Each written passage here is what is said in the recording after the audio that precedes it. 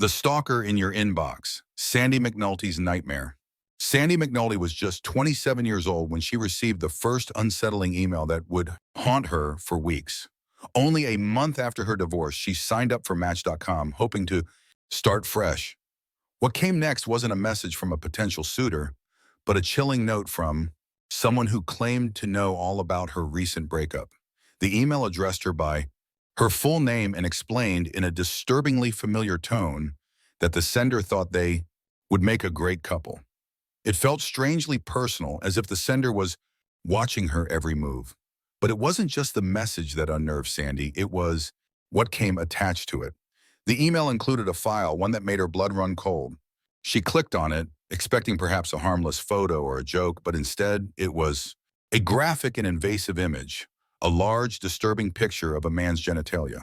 Sandy's first thought was that it must be from her ex-husband, who had been known to act impulsively. But when she confronted him, he was adamant. It wasn't him. He was sincere, even apologetic, claiming that he would never do something like this. But the emails didn't stop. In fact, they grew worse. Each new message was more aggressive than the last, laced with anger and frustration. Sandy did her best to ignore them, hoping they would go away, but then the sender took things a step further. One evening, attached to an email, was a photo of the side of her house. Taken that very night. Panic set in. She knew she was being watched. In a desperate attempt to cut ties, Sandy blocked the sender's email address. The messages stopped, and for a while she thought it was over. But the identity of the mysterious stalker remained a chilling mystery. Was it her ex or someone else entirely? To this day, the true identity of the sender is unknown, but Sandy never let her guard down again.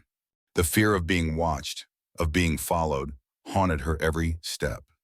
Download at your own risk the Reddit user's chilling files.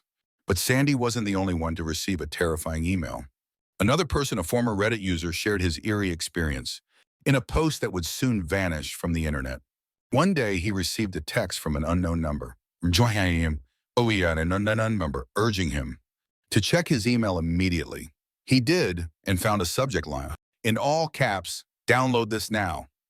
Inside the message was his full name, address, phone number, and 5 files attached. 4 of them were photos, one of his house, one of a young woman he later recognized as his mother, one of him as a baby, and a final image of a creepy, middle-aged man with an unsettling smile. The last attachment was an executable file titled "Download This Now." Terrified, the Reddit user didn't open the file. Instead, he reported the email to the police. The mystery of the files, what the exe file contained, remains unsolved. Within a month, his Reddit post was mysteriously deleted, as if it had never been there at all. In a quiet town in New York, Father David received an email that would forever alter his perception of the digital world. The email had no subject line, and when he opened it, his computer immediately crashed. He tried to reboot, but nothing worked. After multiple attempts, he finally logged on, only to find that all of his files were gone. Worse still, the wallpaper on his screen was a disturbing, hyper-realistic image of Satan himself. As if that weren't enough, distorted laughing noises began to echo from his speakers, sending chills down his spine. Was it a cruel prank by a hacker, or something darker?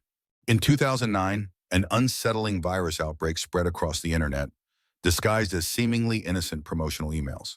Some offered 40% off at Target, others claimed to be free gift cards.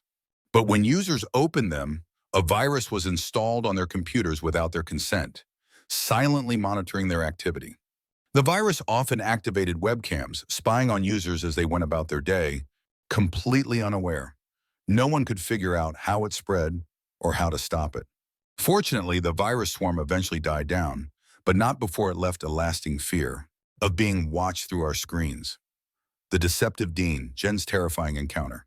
And then there was the story of Jen, a high school freshman whose unsettling experience would stay with her forever.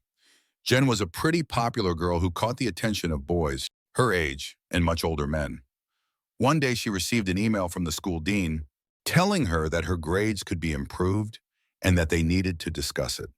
At the bottom of the email, there was a strange note: "Do not respond." A week later, Another email came asking her to meet the dean behind the school at 7 a.m. before classes started. Curious, Jen went to the school early one morning. As she approached the back of the building, she saw a figure peeking out from behind a dumpster. It wasn't the dean, it was a stranger. Terrified, she ran home, and her parents immediately reported it to the school. The dean had never sent the emails. They were traced back to a website that allowed people to send anonymous, fake messages. Even more disturbingly, the computer used to send them was traced to the farthest corner of the local library, a place where